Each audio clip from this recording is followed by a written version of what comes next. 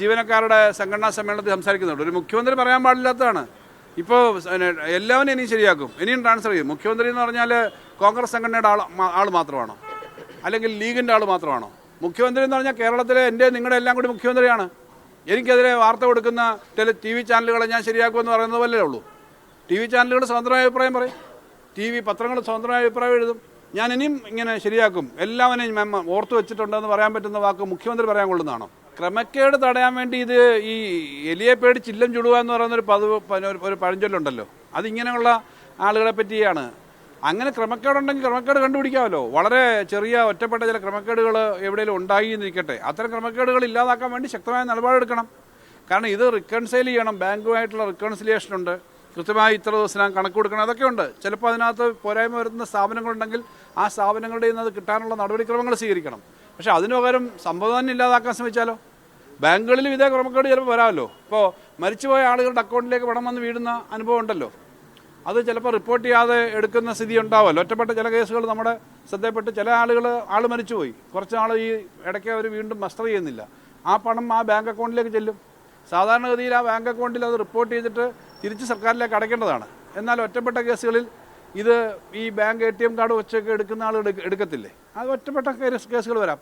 അപ്പോൾ ഏതെങ്കിലും ഒരു സ്ഥലത്ത് ഒരു ക്രമക്കേട് നടന്നിട്ടുണ്ടെങ്കിൽ ക്രമക്കേടിന് സാധ്യതയുണ്ടെന്ന് പറഞ്ഞ് ഒരു സമ്പ്രദായം തന്നെ ഇല്ലാതാക്കുക എന്ന് പറഞ്ഞാൽ ശരിയല്ല.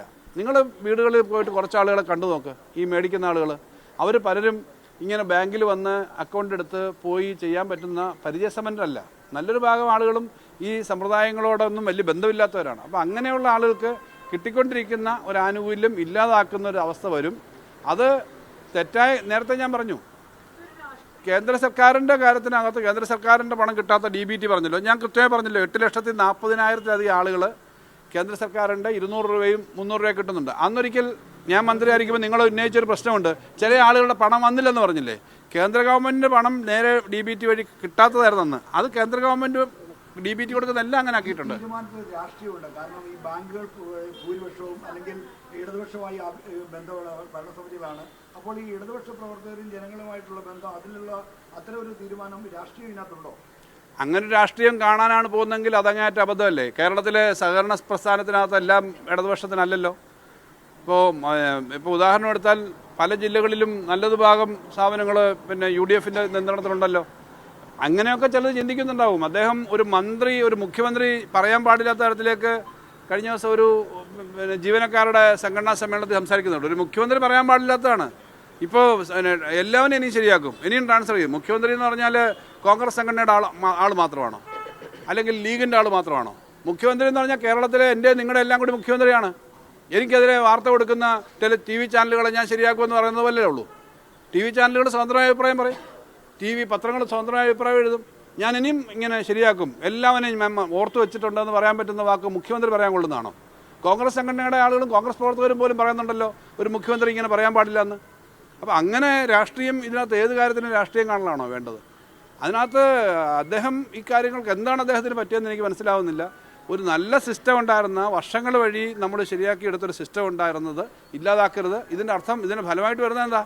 ഇത് കറക്റ്റ് ചെയ്യാനായിട്ട് പോവും. 5-6 മാസക്കാലം ബാങ്ക് അക്കൗണ്ട് എടുക്കുന്നത് നോക്കിയൊക്കെ ഈ പാവങ്ങൾ പോയി ബാങ്ക് അക്കൗണ്ട് എടുക്കാത്ത സമയത്ത് അവർക്ക് പെൻഷൻ കിട്ടത്തില്ല എന്ന് പറഞ്ഞാൽ ഒരു 3-4 മാസം അല്ലെങ്കിൽ 1 വർഷമൊക്കെ ഇവർ പോയി പെൻഷന് പേപ്പർ ശരിയാക്കിയില്ല, പെൻഷൻ ഇല്ല. അപ്പോൾ ഇത്രയും പേരുടെ പെൻഷൻ കൊടുക്കാതിരിക്കാനുള്ളൊരു മാർഗ്ഗമായിട്ട് അത് സ്വീകരിക്കും. ഇപ്പോൾ തന്നെ ബാങ്ക് അക്കൗണ്ട് എടുക്കാവുന്ന ആളുകൾ 10-25 ലക്ഷം 30 ലക്ഷത്തോളം ആളുകൾ എടുത്തിട്ടുണ്ടെന്നല്ലേ കണക്കുകൾ. ഇനി എടുക്കാമല്ലോ. അത് അങ്ങനെ എടുക്കാവുന്നവർക്ക് എടുക്കാം. ബാക്കി ഇങ്ങനെ വീട്ടിൽ കൊടുക്കണമെന്നുള്ള ആളുകളുടെ മാത്രം ഓപ്ഷൻ വെച്ചല്ലേ ഇത് കൊടുക്കുന്നത്. അതിനകത്ത് ഇൻസെൻറ്റീവ് വലിയ തുക കൊടുക്കുന്നൊരു കാര്യങ്ങൾ, വലിയ തുകയൊന്നുമല്ല, ഇൻസെൻറ്റീവ് കൊടുക്കുന്നുണ്ട്. ഇൻസെൻറ്റീവ് സാധാരണ കൊടുക്കാവുന്ന ഇൻസെൻറ്റീവ് കൊടുക്കുന്നുണ്ട്. അത് നേരത്തെ ഉണ്ടായിരുന്ന ഇൻസെൻറ്റീവ് കുറച്ചാണ് നിശ്ചയിച്ചേക്കുന്നത്. അത് ഇപ്പോൾ 2 മാസത്തെ ഒരുമിച്ച് കൊടുത്താലും ആ ഒരൊറ്റ ഇൻസെൻറ്റീവേ ഉള്ളൂ, ഒരു മാസത്തിനല്ല. ഇപ്പോൾ 2 മാസത്തെ 4,000 രൂപ ഒരുമിച്ച് കൊണ്ട് കൊടുക്കുകയാണെങ്കിലും ഒരു പ്രാവശ്യം കൊടുക്കുന്നതിന് ഇൻസെൻറ്റീവാണ്. അപ്പോൾ അത് ഇല്ലാതാക്കാൻ ശ്രമിക്കാൻ പാടില്ല. ആളുകൾക്ക് കിട്ടുന്നൊരു വലിയ ആശ്വാസമാണ് ഈ ക്ഷേമ പെൻഷൻ.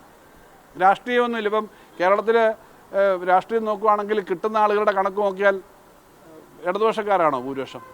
അല്ല, ഇടതുപക്ഷക്കാരും എല്ലാവരും ഉണ്ടല്ലോ. ഇലക്ഷൻ വോട്ട് ചെയ്യുന്നത് ഈ ക്ഷേമ പെൻഷൻ കിട്ടുന്നതിൻ്റെ നോക്കി മാത്രമല്ലല്ലോ, എല്ലാ പാർട്ടിക്കും അവർ വോട്ട് ചെയ്യുന്നവരുണ്ടാവുമല്ലോ. അപ്പോൾ എല്ലാവരുടെയും കൂടിയാണ് എന്നുള്ളത് കാണാനായിട്ട് തയ്യാറാവണം. അതിനകത്ത് ആരെങ്കിലും എന്തെങ്കിലും തെറ്റായ ഉപദേശം കൊടുത്താൽ അത് സ്വീകരിക്കുന്ന ആളാണ് ശ്രീ VD സതീശൻ മുഖ്യമന്ത്രി എന്ന് ഞാൻ കരുതുന്നില്ല. അദ്ദേഹത്തിൻ്റെ തന്നെ സ്വന്തം ബുദ്ധിയിലാണ് ഇത് തോന്നുന്നതെങ്കിൽ അങ്ങേയറ്റം അപകടകരമാണെന്നേ പറയാനുള്ളൂ.